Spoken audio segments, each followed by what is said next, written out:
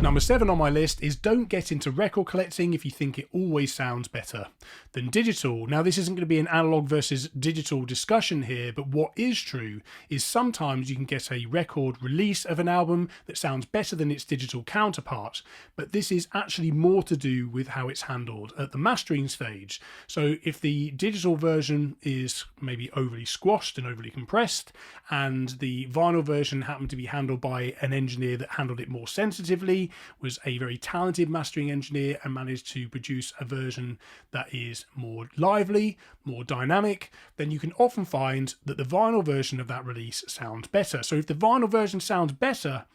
it's more likely to be down to how it's actually handled at the mastering stage than it is the format itself. Of course, vinyl can lend a certain quality to the sound, a certain kind of character, but in terms of the actual sound better debate, I think it's more really to do with how well it's handled and how sensitively it's handled at that mastering stage.